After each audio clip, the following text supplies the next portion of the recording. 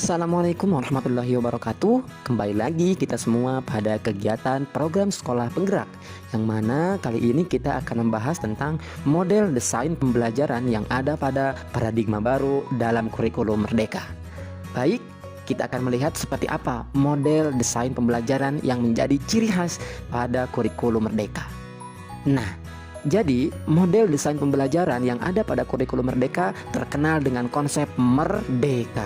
Jadi huruf M, E, R-nya ada 2, terus kemudian ada huruf D, E, K, A. Jadi digabungkan jadi merdeka.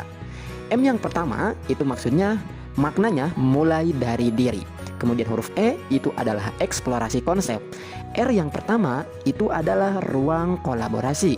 Kemudian R yang kedua itu refleksi terbimbing. Dan selanjutnya huruf D itu demonstrasi kontekstual.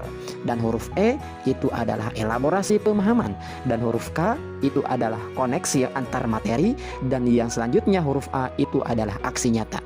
Jadi secara umum model-model pembelajaran yang ada pada kurikulum Merdeka semuanya terkonsep dalam makna merdeka. Langsung saja kita bahas mulai dari diri. Jadi tadi di huruf dengan M.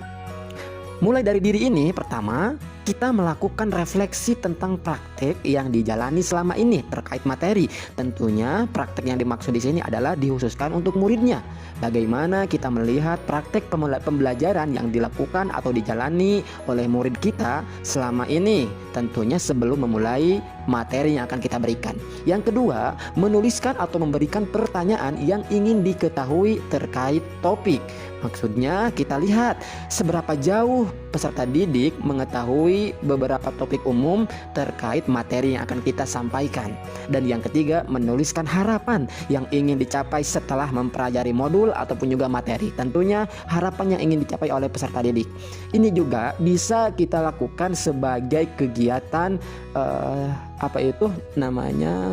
asesmen diagnostik untuk melihat seberapa jauh persiapan peserta didik untuk menjalani atau menerima topik yang akan kita sampaikan. Ini juga bisa kita lakukan sebagai mengukur prasyarat yang harus dimiliki oleh setiap murid. Terus contoh kegiatannya misalkan mengingat kembali pengalaman tertentu dan yang menarik dari pembelajaran sebelumnya, ataupun juga menjawab pertanyaan untuk menguji pemahaman tentang materi prasyarat. Dan yang ketiga, menceritakan kegiatan di kelas yang pernah dijalankan yang sesuai materi. Contohnya kita akan membahas materi interaksi sosial.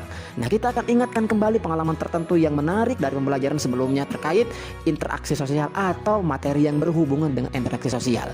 Terus juga menjawab pertanyaan-pertanyaan untuk menguji pemahaman tentang materi prasyarat. Kira-kira seberapa jauh siswa mengetahui secara umum materi interaksi sosial. Dan yang selanjutnya menceritakan kegiatan di kelas yang pernah dijalani tentunya sesuai dengan interaksi sosial. Yang selanjutnya huruf E. E ini adalah eksplorasi konsep. Maksudnya guru yang pertama mengakses materi yang disajikan dalam berbagai media. Dan yang kedua mengerjakan pertanyaan objektif untuk mengecek pemahaman materi.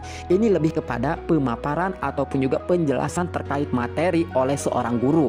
Ragam bentuk materinya bisa melalui teks, bisa melalui video, bisa melalui infografis ataupun yang lainnya. Nah, jadi materi interaksi sosial ini disampaikan oleh guru melalui teks, video, infografis. Ini bentuknya kegiatannya adalah penyampaian seorang guru terkait materi yang sedang dipelajari.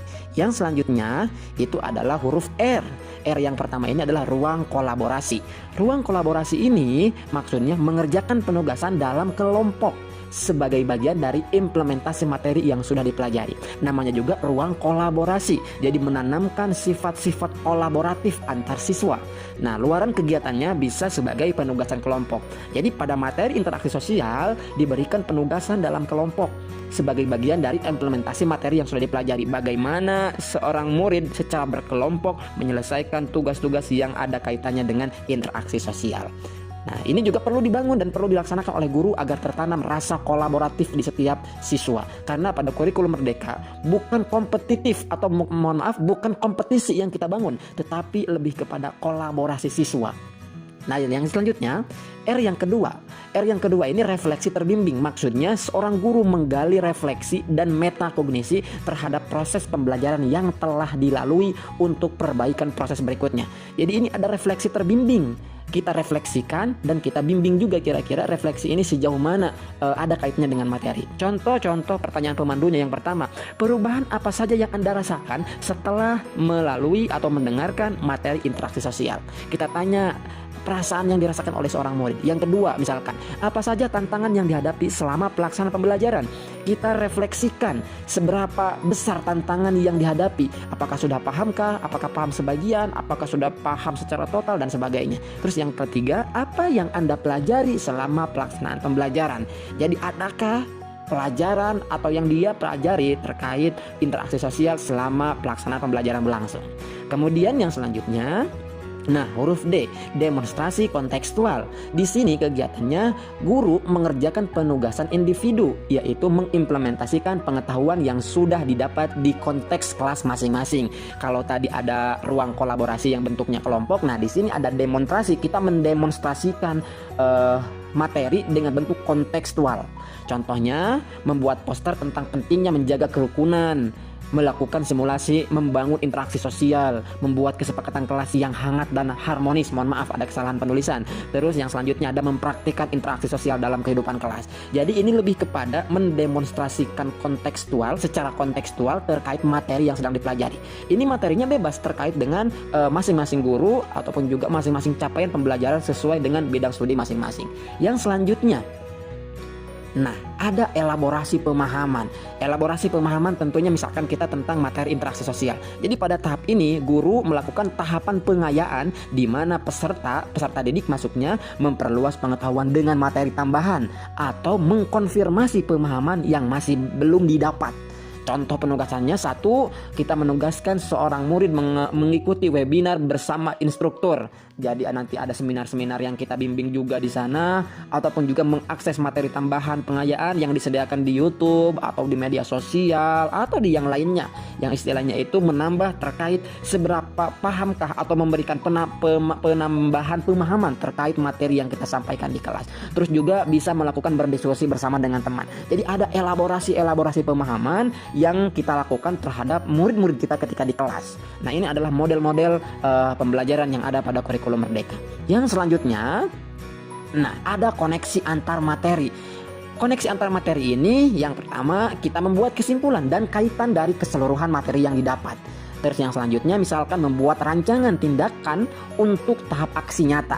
Jadi kita di sini maksudnya mengkoneksikan antar materi-materi yang sudah dipelajari, misalkan tadi pada interaksi sosial. Contohnya di sini seorang guru itu kita memberikan bentuk kesimpulan kepada murid dengan menuliskan berbagai, misalkan ada bagan, ada ilustrasi, ada artikel, ada video atau karya seni lainnya. Tentunya sesuai dengan bentuk kesiapan dan pemahaman murid-murid di kelas. Jadi kita memberikan kepada murid untuk menuliskan koneksi antar materi ini berupa bagan, ilustrasi, artikel, video, karya seni, tentunya di dalamnya sesuai dengan pemahaman yang mereka dapatkan selama mengikuti pembelajaran di kelas.